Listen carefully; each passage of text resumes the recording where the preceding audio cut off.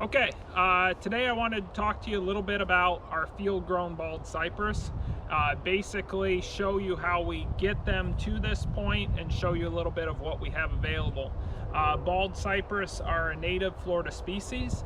They grow in Florida quite well as a lot of other places. They have a large distribution going up into the northern part of the country, and it's very good material for bonsai. These that we have here that we're going to be showing you today were all field grown here at our nursery. They started out very small, and the oldest that they are is 10 years at this point. So even these bigger trees that you're seeing are at most 10 years from the point that I planted them. So when they went into the ground, they were about this size. So that's probably about a 2-year-old start. These came in as bare root seedlings, were probably about a year old at that point, and they've been here for 1 year growing. So this is the size we would plant them in the ground.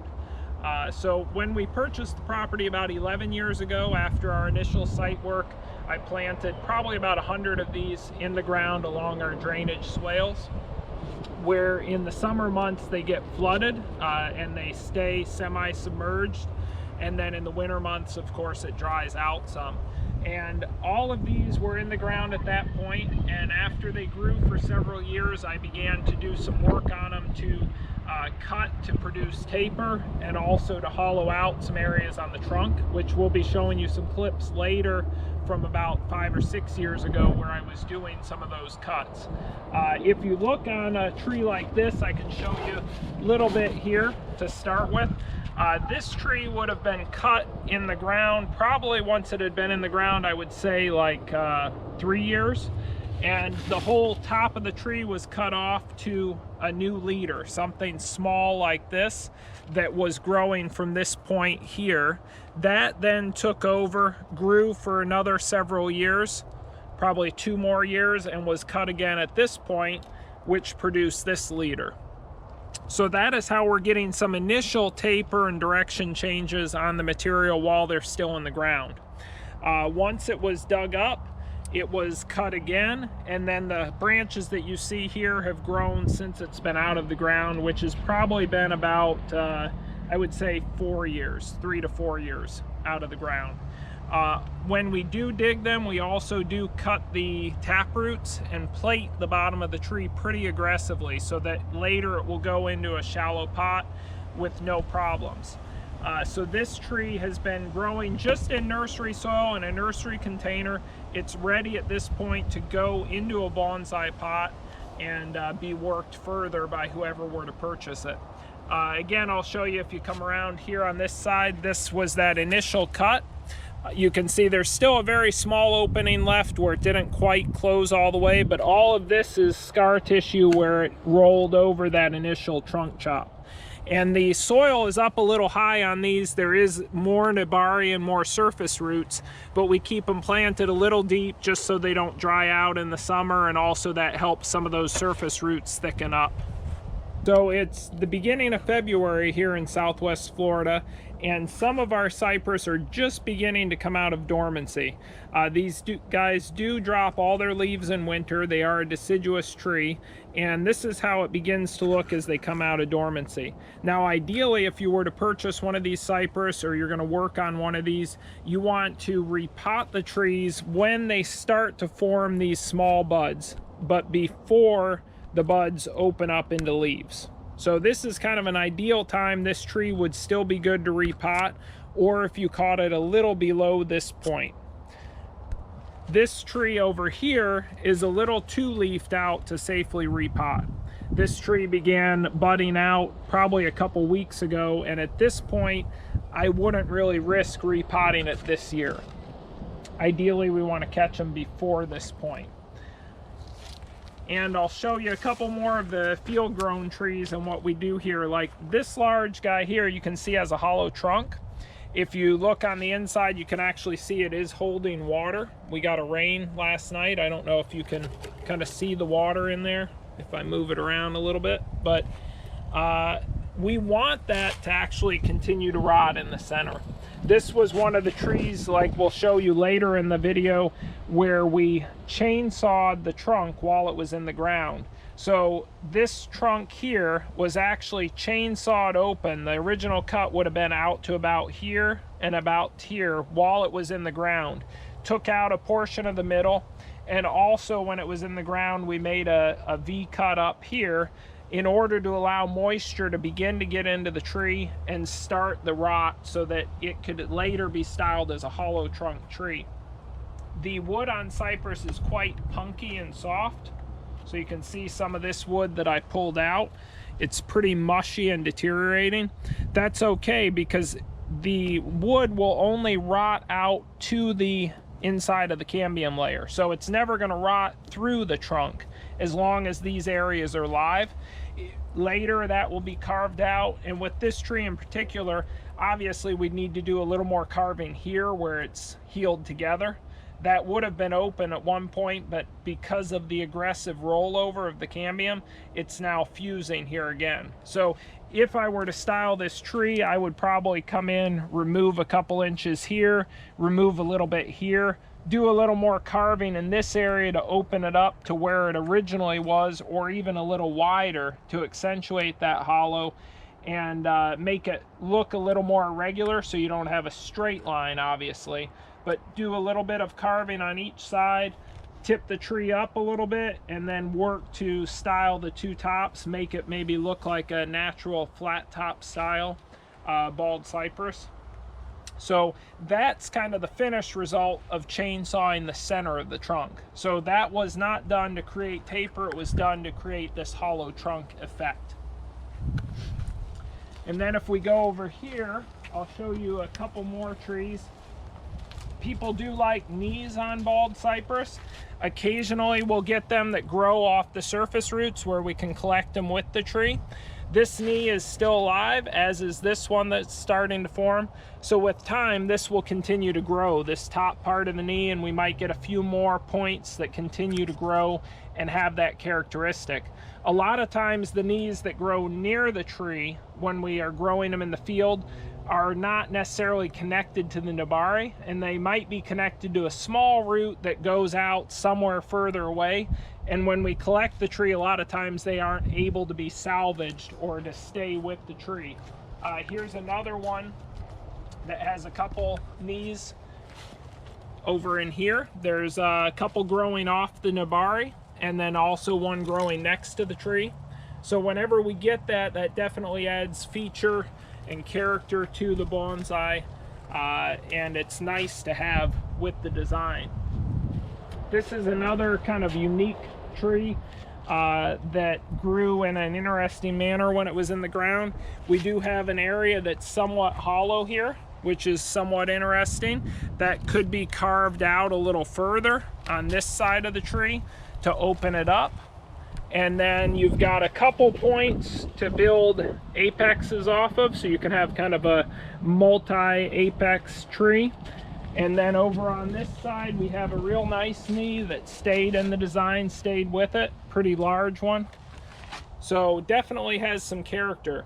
So this is kind of showing you that you don't have to necessarily go out into the wild and find trees to dig up in the field or growing in the swamplands. You can get field grown material that does have a lot of character on its own without having to dig something up in a potential situation where you aren't supposed to be digging the trees up. So again, all of these that you see have been field grown here at the nursery. We also have smaller sizes available. These are the mid to large size, and people always ask when they see the clips, what do these cypress sell for? Because of the time that we have in developing them, a very unique piece like this is obviously going to be more. This tree here is marked 3,500 for the stock, whereas you can come in here and you have smaller trees, or mid-sized trees I should say, that are going to be $400 to $600 depending on the character of the tree.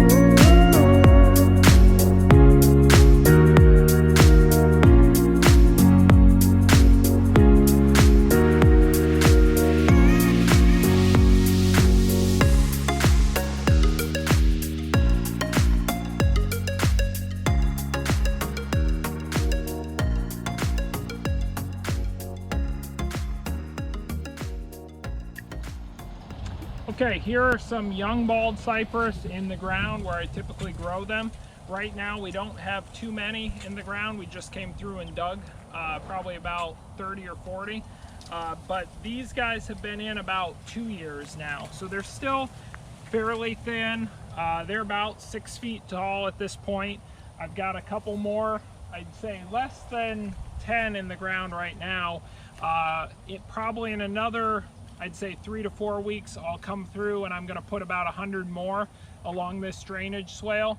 You can see if you look down, this is a kind of a low area that feeds off the ditch that runs around the perimeter of the property. So in summer months, this stays submerged and the water will actually be up just about to where the trunks are planted now.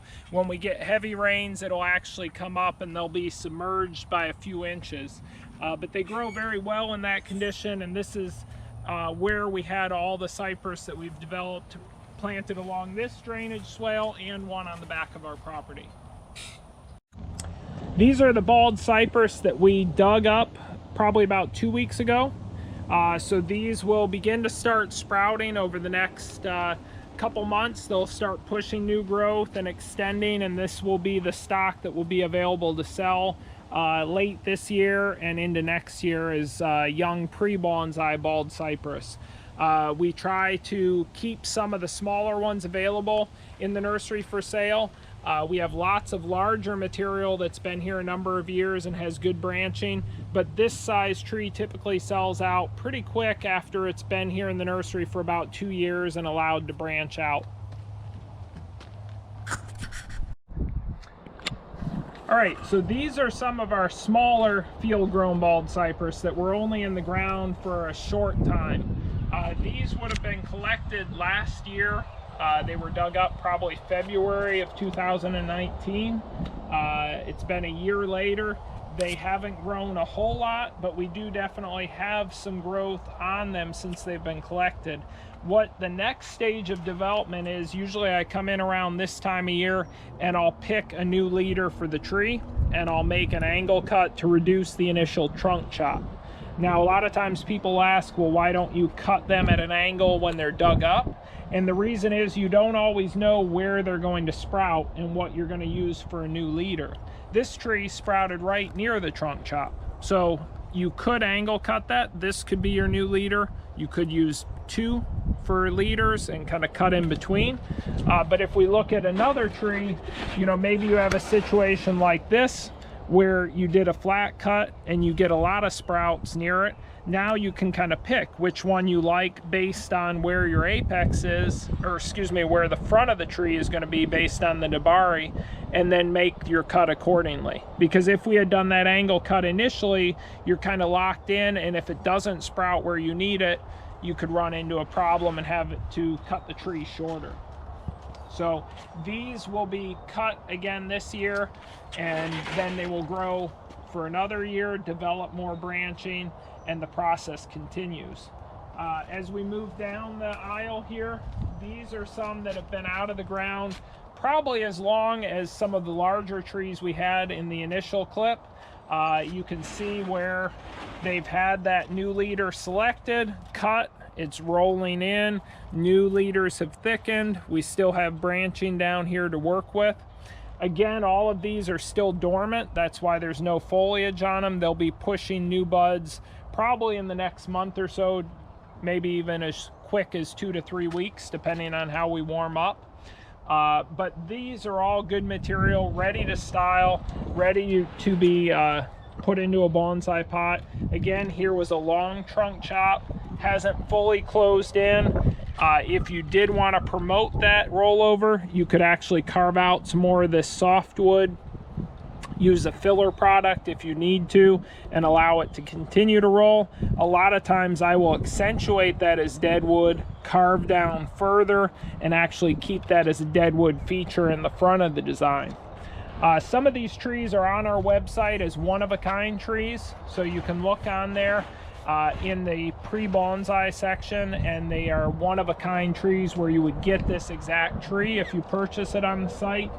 Others, if you purchase, for instance, a 10-inch pot bald cypress, we will select with from what we have available, the best one at the time. Pricing on these guys, I believe these middle-sized ones are around $600 for these that are in the oval plastic pots. And then we have some down here that are going to be anywhere from $200 to $350. Some of these have been out of the ground only a short time, like the ones in the beginning of the clip, like that. That's very new, was collected last year. But we do still have some of these in nursery pots that have been out of the ground a little longer and have had some of the cuts made to create taper, and obviously have more branches for you to work with at this point. All right, so these two are the largest bald cypress that we field grew here on our property. Both of these trees were planted around 2010, 2011 as small seedling size 1-gallon plants, like I showed you in the beginning of the video. These two were allowed to grow unrestricted without any pruning for the first 4 years. That allowed them to gain a larger caliper. They were a lot taller than the other trees. At that point, I did the first cut in probably 2015. I did a trunk chop and made a cut to separate between these 2 leaders. So both of these trunks here would have probably been about this size at that time.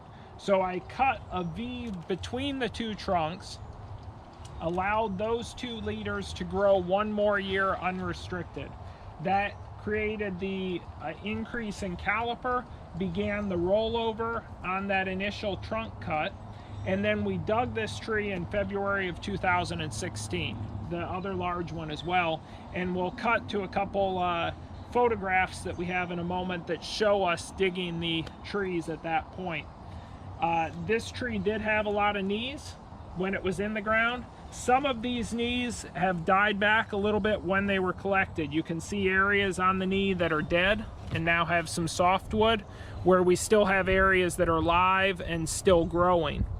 So these knees that have some of the dead wood, that could be cleaned up and treated with some wood hardener to keep it from deteriorating further.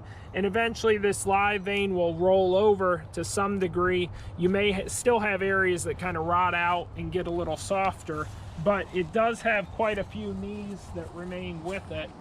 This large knee rotted quite a bit. It's actually hollowing out at the base down here.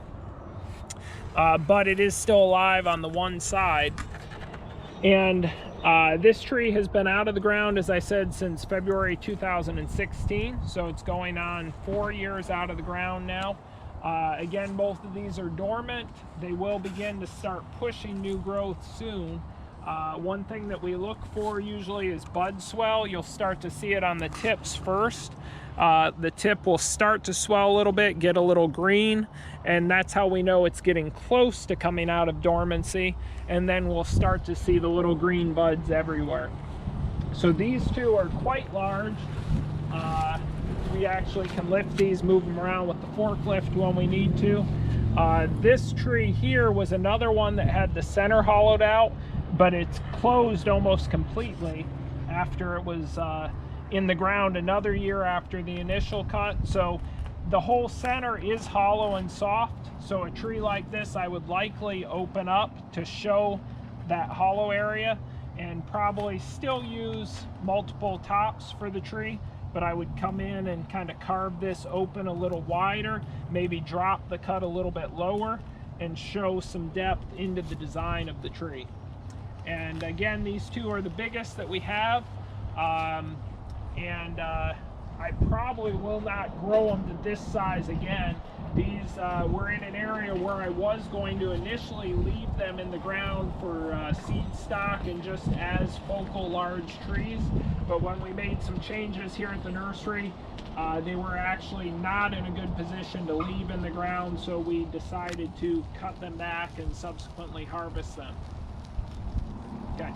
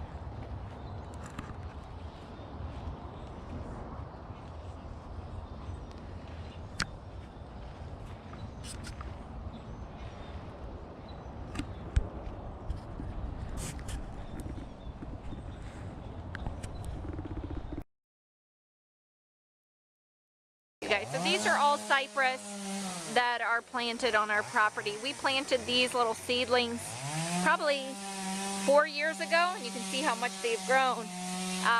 And what Erik is doing is, last year he had carved this hollow area onto the trees, because he didn't cut the top off, it healed. So he's carving, this time he's going to cut the top of the tree off so it doesn't heal as quickly, and he's carving again the hollow trunk area. Later, this is something we'll use either for workshops or something to be sold in the nursery. We'll collect them and have them here at the nursery. And but that's what he's doing. He's carving them hollow and cutting the top so they don't heal as fast. And you can see on some of the ones that I showed that the hollow area was healed. And I have a piece here I can show you too.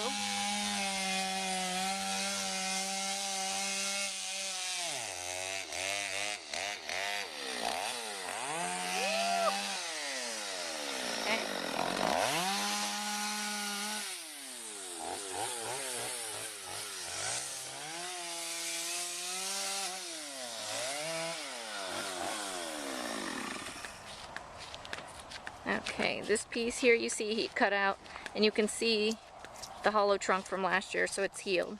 So that's why he's doing that again.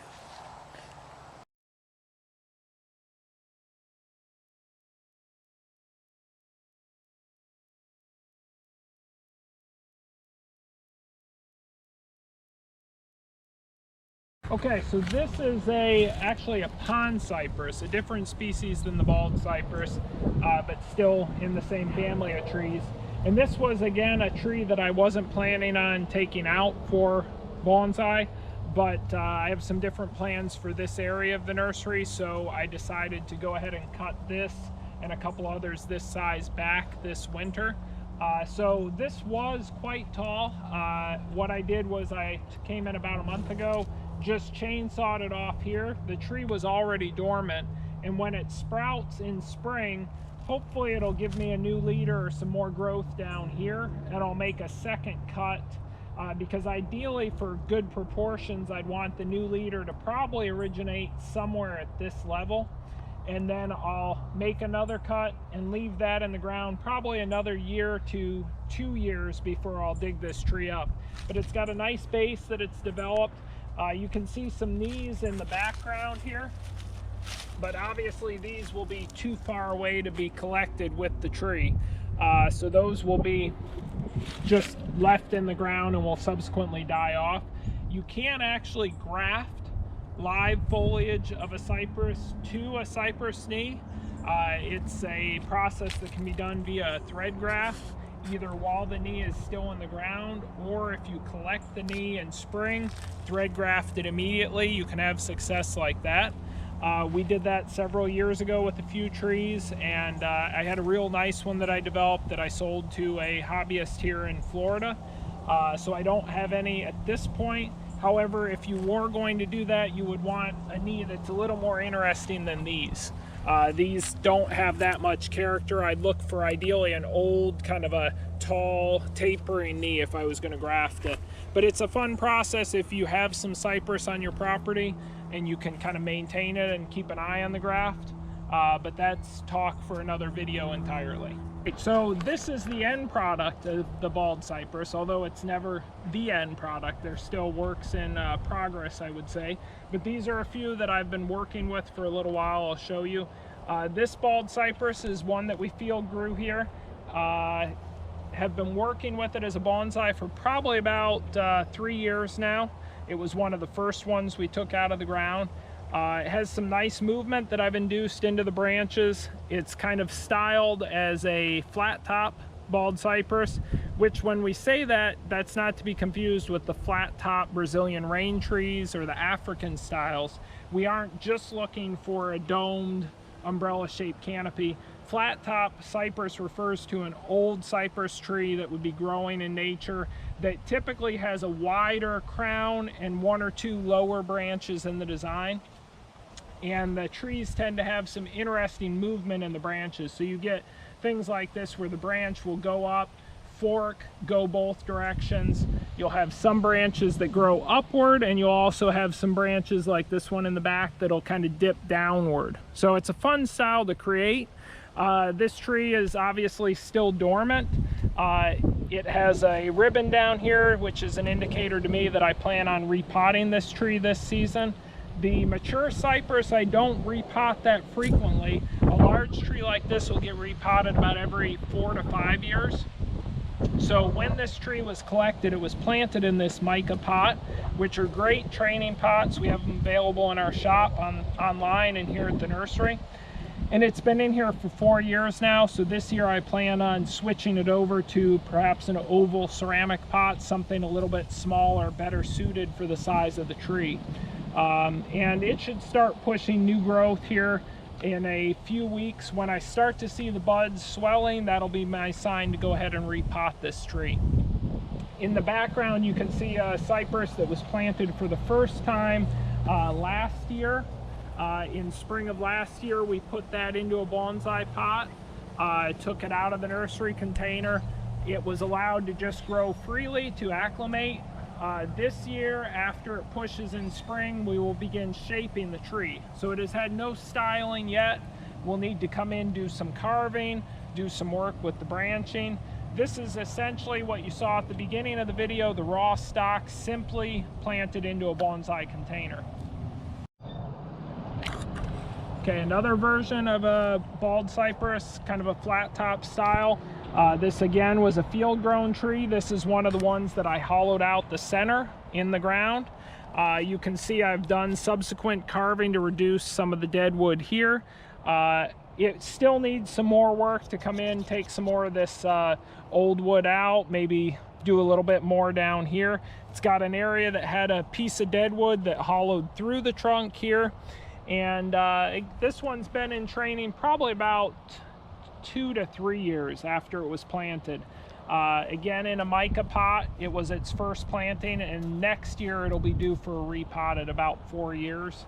Again, it'll probably get a new wiring in spring. The remnants of the wire that you see on here now are what was left from last spring's shaping. Usually I'll wire these guys either when they're coming out of dormancy or a month or 2 later, and then that wire can typically stay on for the remainder of the year.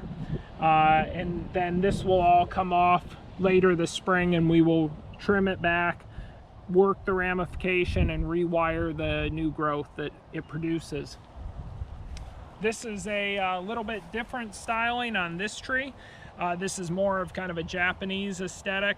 A lot of people will say like a pine styling, where we've brought the branches downward, and the goal is to create a smaller, compact tree that when it's leafed out is a nice full green tree with the emphasis on the trunk with a very wide base and a very short height. Has a little bit of dead wood here, again a hollow area in the trunk. This tree again was field grown. I've been working this about 3 years. It happens to be in a ceramic pot. I believe I potted it last year into this pot. And again, it'll get a new wiring and some more shaping a little bit later this spring. Another sumo, short, fat bald cypress, again with kind of a Japanese styling where we're bringing the branches downward, single trunk line. You'll notice on this tree the real long shoots coming off the lower limbs. These are to increase the caliper, to thicken the lower limbs of the bonsai. Typically when you work with material like this and you're starting with just a trunk and growing all new branches, all the branches end up being about the same caliper. So you always want to, when you're able to, allow the lower branches to grow freely for a year or two so that you get them a little bit thicker than the branches up in the top of the tree. Even with that, we find that with cypress, a lot of times what we'll be doing 2 and 3 years out is we'll be cutting these upper limbs back to secondary branches, which will take over and become the new leader, because these branches will start getting too thick. So like in this area here, we've got a thicker limb that we used initially. We might come in next year, cut this one out completely, use the smaller branch to fill that void. So that's kind of a constant process with cypress and also tropical bonsai in general, to keep your branches in proportion, where we have thicker limbs at the bottom of the tree, thinner, finer limbs up at the top. And got another cypress here. This one is also kind of a flat top style. In this tree, we don't have any lower branching. I've always liked this tree since we pulled it out of the ground, because it had kind of this unique fork at the top where we had 2 leaders, and we've kind of put a lot of movement into the branches and developed the crown that you see here. Smaller tree, not that big, easy to handle, and kind of a nice full crown with the foliage kind of weeping and hanging down when it's in leaf. And again, like the others, this will be due to have the wire taken off later this spring after it pushes, and we'll probably come back about a month after that and rewire the newer branches that we need to set into position.